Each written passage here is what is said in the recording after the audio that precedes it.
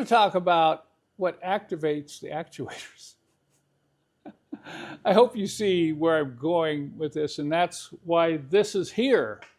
Because we're going to hook this up, and we're going to run it with a drill, and we're going to go through the shift sequence with the transmission spinning under quote-unquote power, and we're going to discuss what it takes to actuate the actuators. People are having problems with these because of the age. I mean, they're really old. And they're always asking, what about this? What about that, though? Why doesn't it do this? Why doesn't... I understand. You want to know what's wrong with the transmission. You hope you can just put a Band-Aid on it and away you go. Well, I think you're going to learn that 8 times out of 10, if you want to fix the problem, you're going to have to open up the transmission. I hope to demonstrate that in this third part in this series. I have a transmission here that I've cut open so you can see everything that's going on. Of course, you can't see the actual activation of the clutches inside the K1 and K2, but you can see kind of the ratio change here as we spin the transmission over. And today we're going to focus on what activates the actuators. Got that? So we had 5 key elements in the shift sequence in part 1. Part 2, we talked about the 5 actuators, which are all pistons in part 2. So obviously if they're all pistons, they have to activate by something, and that's hydraulic pressure. Unfortunately, we can't rig up hydraulic pressure, but today we've rigged up compressed air. So we're going to use compressed air to simulate hydraulic pressure, and we're going to spin this transmission with a drill, and let's see if we can get it to shift. First, I want to briefly show you what we've done. We have a regulator which is dropping air pressure to about 40 psi, and we've connected to the ports that the hydraulic fluid goes through to activate those actuators, okay? So we're going to have to be turning valves and doing different things while we demonstrate the shift sequence of this transmission right here. In this cutaway, you can see 3 of the elements, just 3 of the 5. You have the B2 band. Right here you have the B1 band. You can see the K3, but we can't see the internals in the K1 drum, which is right below this band, and the K2 drum. And you can see 3 of the actuators. We have the B2 piston, which activates the B2 band. We have the B1, which activates the B1 band. You can see that activating here.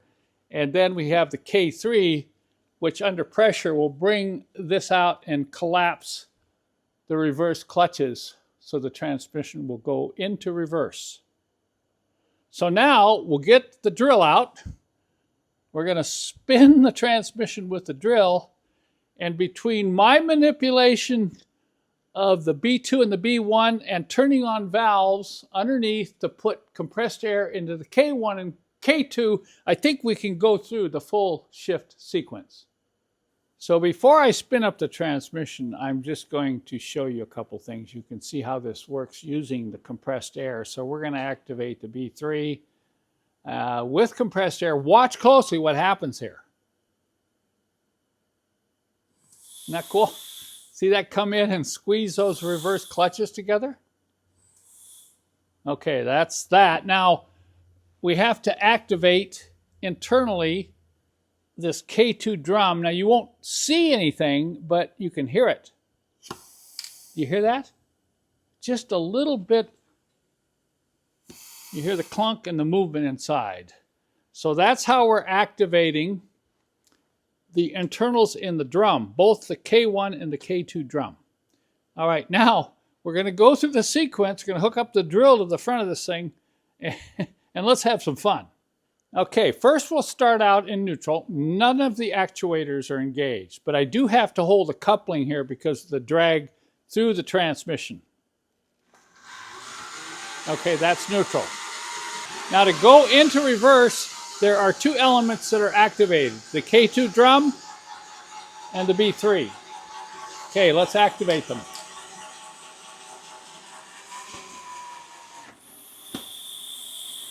See that? Notice we are in reverse, and look at the ratio. Next, we're going to activate first gear. Now, a lot of these transmissions don't start out in first gear, but I want to show you what has to happen for first gear engagement, and that is one element, just the B2 band. So we're going to push in, and that'll activate low gear. Okay, start out in neutral. Okay, first gear. Look at the ratio. Look at how slow that is compared to how fast the drill is. Now, to go from first to second, B1 is activated. Now watch the ratio. See it change? So that's second gear. To activate third gear, the B2 is released, the B1 stays engaged, and the K1 is engaged. Okay, see the ratio? Now notice it was slipping, and the reason it was slipping, we have a loss of pressure. Now to go into fourth gear,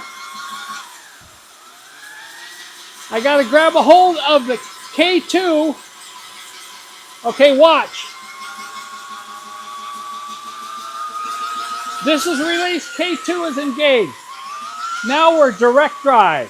1-to-1 ratio through the transmission with just the K1 drum and the K2 drum engaged. Now I think I know what's going on. If it doesn't go into first gear, maybe there's something wrong here. If it doesn't go into reverse, maybe there's something wrong here. But what about the 2 to 3 shift?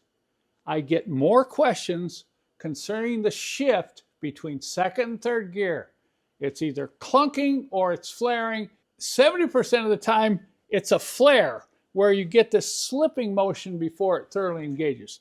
So what we've done here is we've created a flaw in the K1 drum. It's leaking. It's not getting full hydraulic pressure. Now, if we go over here to the K2 and I turn the air on, listen what happens. Hear that? So we know that the K2 is engaging, but listen now when we do the K1. All right, nothing's happening. I don't hear any clunking in there. We've got a leak in there.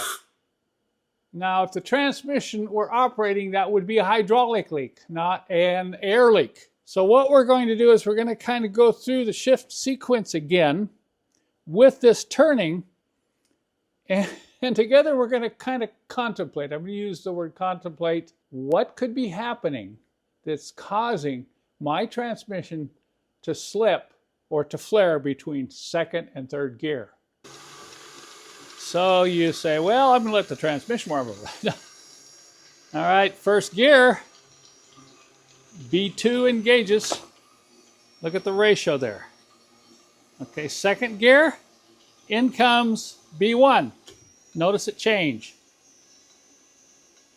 Now when you go from second to third, B2 is released, and the K1 drum should activate. Watch the ratio, see? It's not going into third gear. It's still in second gear. I'm going to let you think here just for a minute. There's more than one thing that could be causing this problem with the K1 not engaging. It's not engaging the clutches. Okay, we've got a leak here somewhere, but where could the leak be? It could also be on the delivery of the pressure. So I think there's 4 reasons. Number 1, you could have seals leaking inside the K1 drum, so it can't build pressure. Number 2, you could have totally worn clutches in there, so they're not engaging. Number 3, where the fluid passes through up into the drum, there are nylon sealing rings, and those could be bad, so you're leaking by the shaft. And then finally, number 4, you could have a problem with a valve body, either a stuck passage or something going on in the valve body that's not delivering pressure up to the K1. So I think this is a good example. If you're having problems with your transmission, asking what the problem is not going to fix it. People just hope there's some easy cure. It's like people say, well, my diesel is burning oil.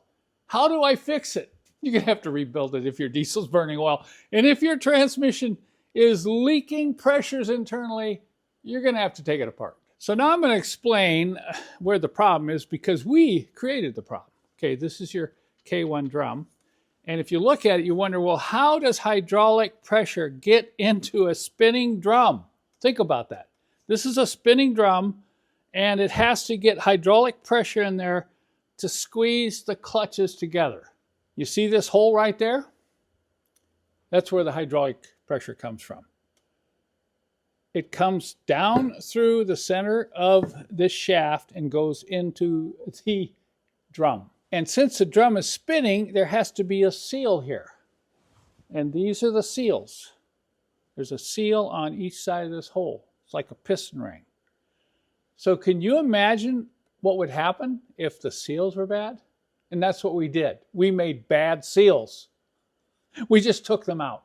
So we were losing hydraulic pressure here. This isn't discussed very often. A lot of times people say, well, it's got to be something to your modulator. It's got to be something, with the clutches or causing this flaring.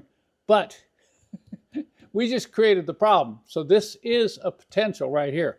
If these are severely worn or damaged, you're going to be losing hydraulic pressure out here before it ever gets into the drum. So now we're going to install these two sealing rings.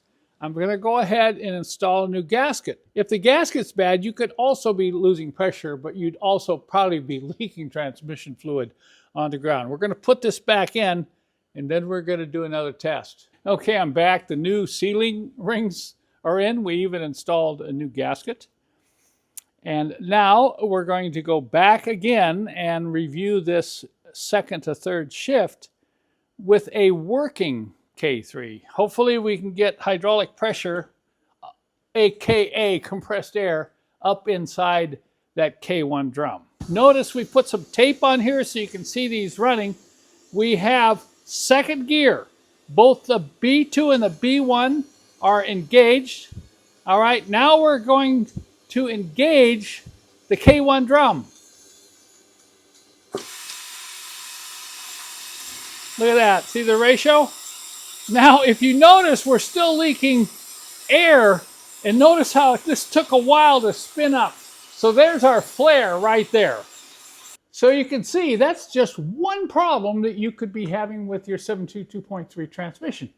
That flaring or slipping between second and third gear. And if you notice, if you watch closely, it took a while for that shaft back there to spin up. So it was obviously slipping, and the reason is we're still losing pressure to the K1. It's real important. So there's, like I said earlier, there's 4 reasons why that could be happening. In this video, we're talking about what activates the actuators. So it goes even deeper, because if you're talking about hydraulic pressure and where the fluid comes from under pressure, we have to go down low, and we're talking about the valve body.